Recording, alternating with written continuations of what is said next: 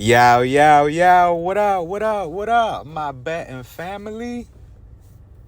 We back with another video here at No Limit Bets for the NBA slate of February 24th, 2023.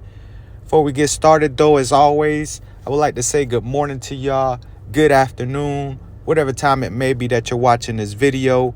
Hope y'all having a good one, and hopefully we can make it a better day by winning some money. Also, if you guys are new to the channel, if you enjoy the content, or if we were able to win you guys some money by some of the picks we posted on here, please like, comment, and subscribe. It's truly appreciated. We're currently on the road to 500 subscribers. We're more than halfway there, so definitely appreciate all the love and support you guys have shown thus far. But we definitely want to keep this train rolling to 500 to 1,000 subscribers and so on and so forth. But without further ado, let's go ahead and hop into today's videos, today's picks. I'm going to be bringing y'all my top 6 picks for tonight's NBA slate. We got 8 games going on tonight, so a decent slate, a lot of props to pick from. Just to do a quick recap of yesterday's picks, I did submit 5 different slips, all 6 picks, flex plays.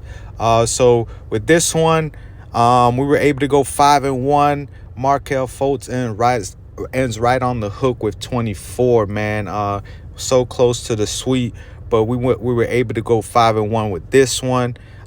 We had another one where we ended up going 5-1, and again we ended up on the wrong side of the hook with Jordan Clarkson being able to score 24 points. Now that game did go to overtime. If it had just ended in the fourth quarter, he had 19, but he scored 5 points in overtime to get him over the 23.5 point line that he had. So again, 5-1, not bad at all. With this one, unfortunately, this one was the slip that we did post in yesterday's video. We're only able to go 2 and 4 out of those picks. We're gonna go and recap those in a little bit here just to keep moving on. With this one, we were able to go 4-2 with Miles Turner pretty much having the game of his life, scoring 40 points. Definitely didn't see that coming. I believe he was 8 from 10 from the 3, so it was just his night, man. Jalen Williams only ends up with 15 points and rebounds.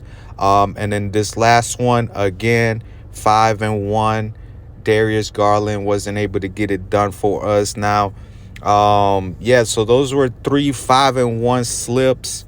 Out of the 5 slips I did submit yesterday, we had a 4-2, and then unfortunately, the picks that we did post on here on the video yesterday, like I said before, was only able to go 2 and 4. Obviously, Embiid was able to crush his line in the first half. He had 12 rebounds in the first half, so that was a no-sweat pick.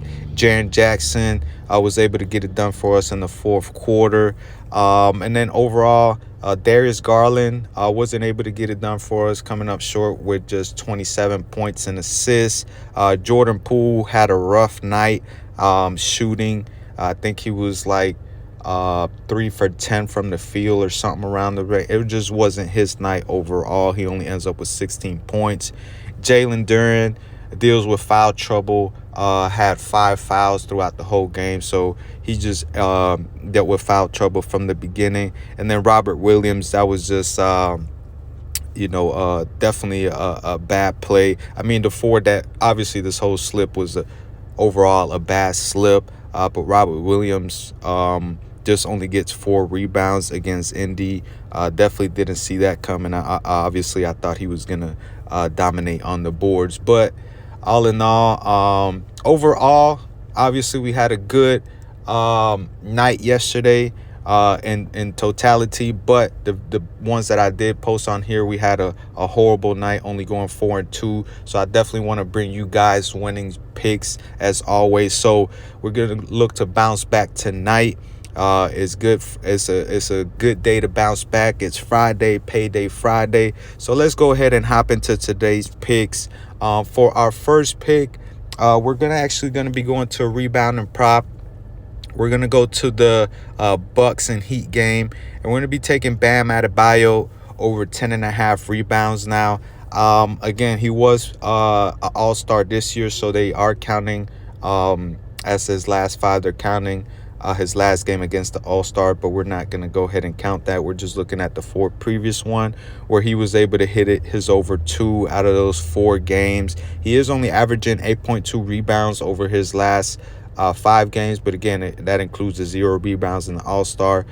Denver, he did have a rough rebounding game with only 2, and then Houston, he had 9. So but again, they're going up against the Milwaukee Bucks. Now, against the Milwaukee Bucks, the Heat and Bucks have already played 3 times this year, and in those 3 matchups, he's gone over this mark in all of the 3 matchups, getting 12 rebounds, 13 rebounds, and then the most recent 11. Now, if you want to extend that to the last 5 matchups, he's gone over in the last 5 matchups, averaging 12.2 rebounds in those 5. Now, the other 2 added on to the from last year, he had 13 and 12 rebounds. So in the last 5, 13 and 12 from last year, and then the 3 matchups this year, he had 12, 13, and 11. So it's definitely been a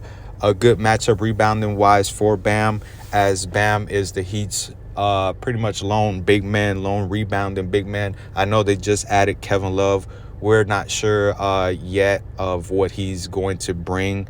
He's just as a new addition. He might play tonight, Kevin Love. He might not. We'll see. But definitely liking Bam Adebayo tonight over 10.5 rebounds. So we're going to go ahead and rock with that for our first pick.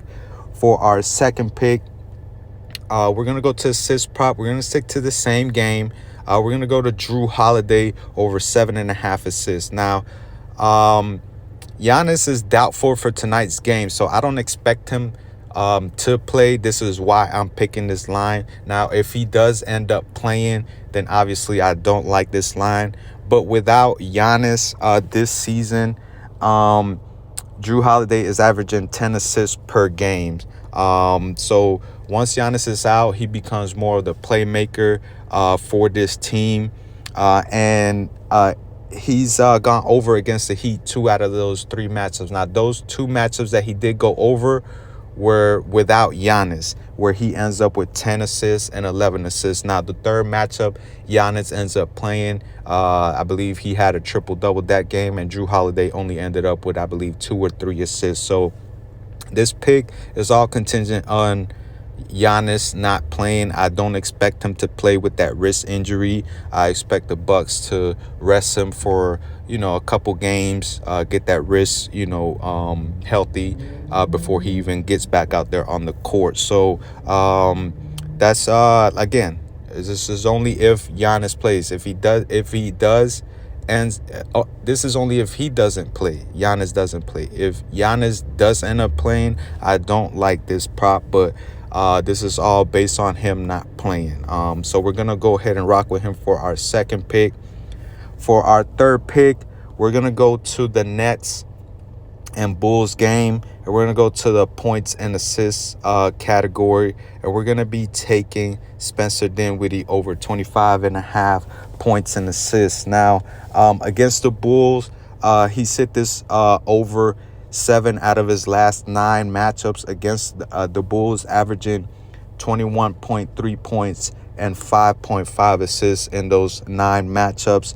And then they've already matched up. Well, let me put it this way. Spencer Dinwiddie has already played the Bulls twice this season. One of the earlier matchups was when he was with Dallas, and then their most recent matchup was when he was with the Nets. Now, in those 2 matchups, he did hit the over with Dallas.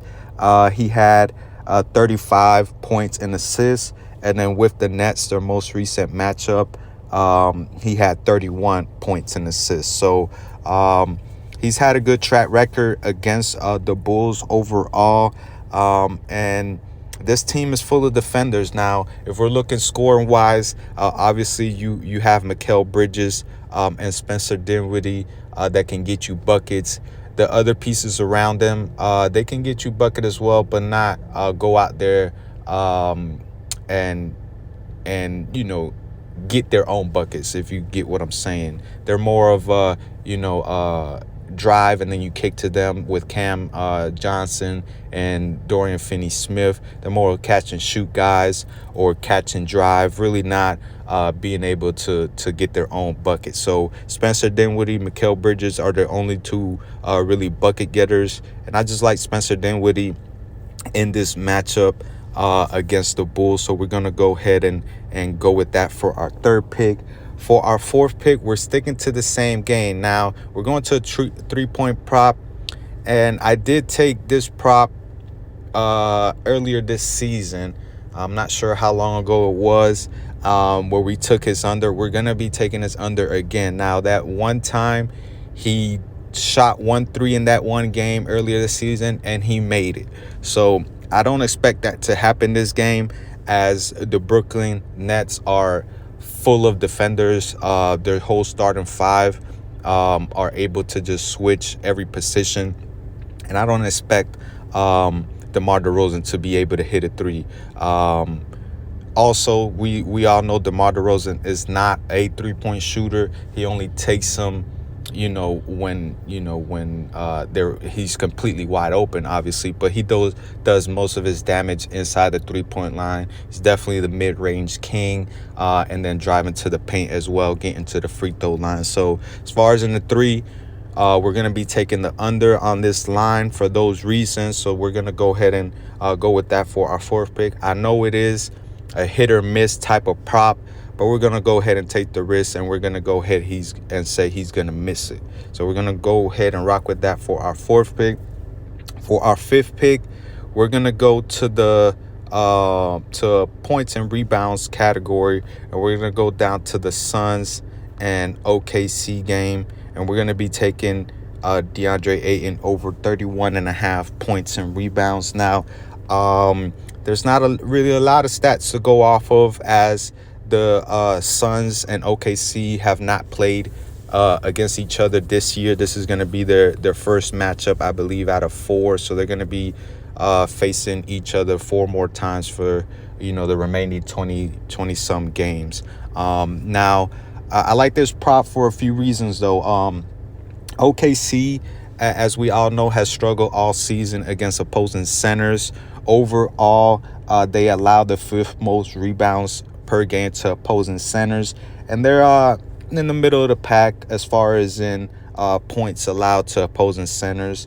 And then the points, they allow 22.2 points per game. So the defense of the OKC, they really don't have a big man to stop opposing big men. As I've just mentioned, they struggled all year against opposing centers. Now, Ayton has had it rolling here recently before the All-Star break.